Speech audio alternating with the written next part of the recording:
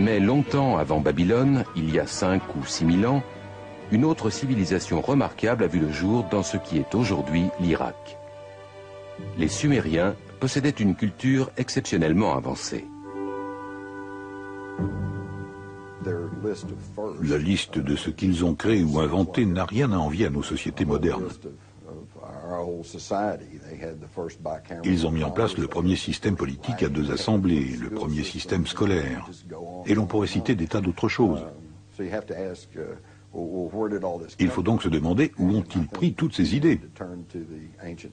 Je pense qu'il faut se tourner vers les anciens Sumériens eux-mêmes et écouter attentivement ce qu'ils ont à nous dire et qu'ils ont répété à maintes reprises. À savoir que leur civilisation leur avait été enseignée par des êtres descendus sur terre depuis le ciel. Ils les appelaient Anunnaki.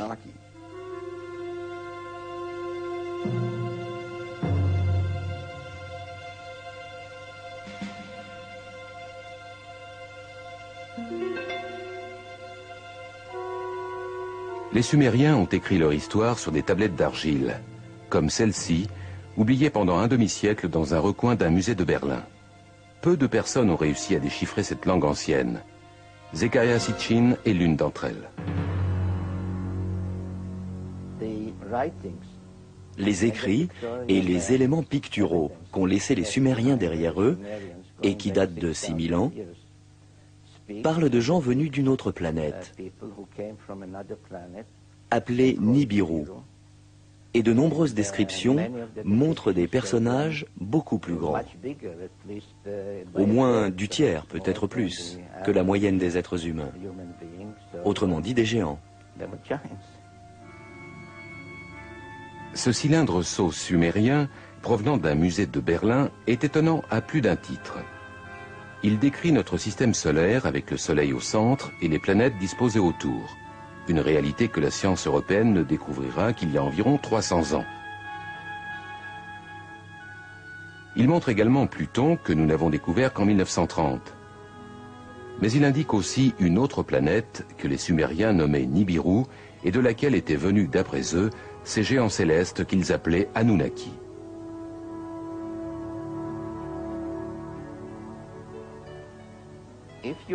Si l'on observe les 3 personnages représentés ici, on voit qu'ils sont à peu près de la même taille. Mais si l'on garde à l'esprit le fait que cette divinité est représentée assise et que l'on extrapole sa taille à partir de la distance comprise entre son genou et sa hanche, on réalise qu'il doit mesurer environ 3 mètres, un géant.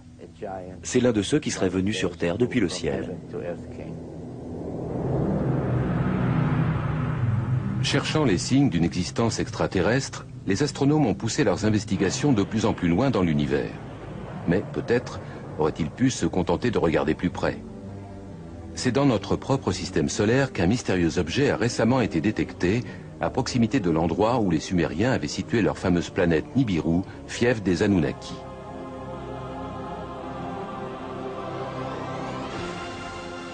Les partisans de cette théorie y verront sans nul doute la confirmation de l'existence de ces géants venus d'un autre monde.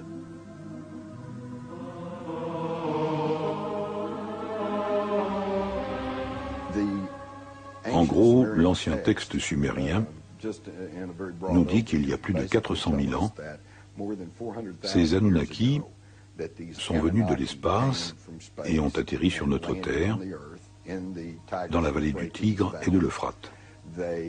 C'est là qu'ils auraient établi une colonie qu'ils ont nommée Éden.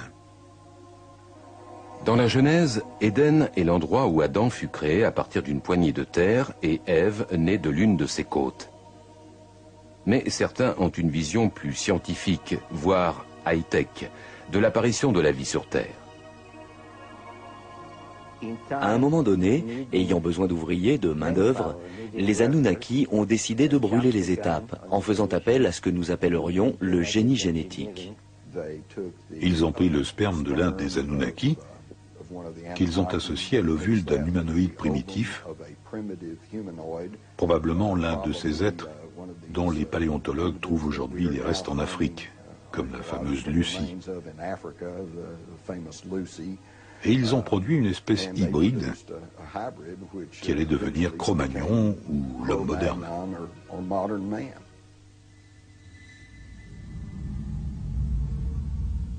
La légende dit que lorsque les Anunnaki sont revenus après plusieurs milliers d'années pour constater les résultats de leur travail génétique, ils auraient trouvé les femmes de notre Terre irrésistiblement séduisantes.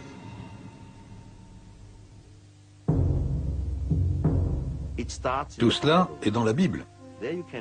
On peut lire dans la Genèse que les fils de Dieu vinrent trouver des filles d'hommes dont ils eurent des enfants qui seront des héros.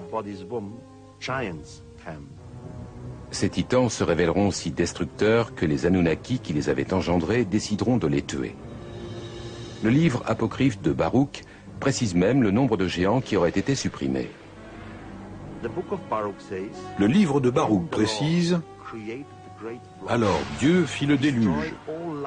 Il détruisit toute vie sur terre, y compris les milliers de géants qui l'habitaient.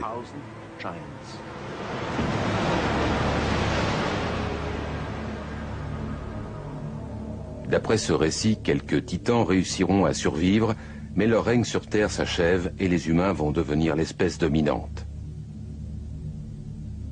Les géants vont toutefois continuer à vivre dans la mémoire des hommes, telle une image étroitement associée à nos origines.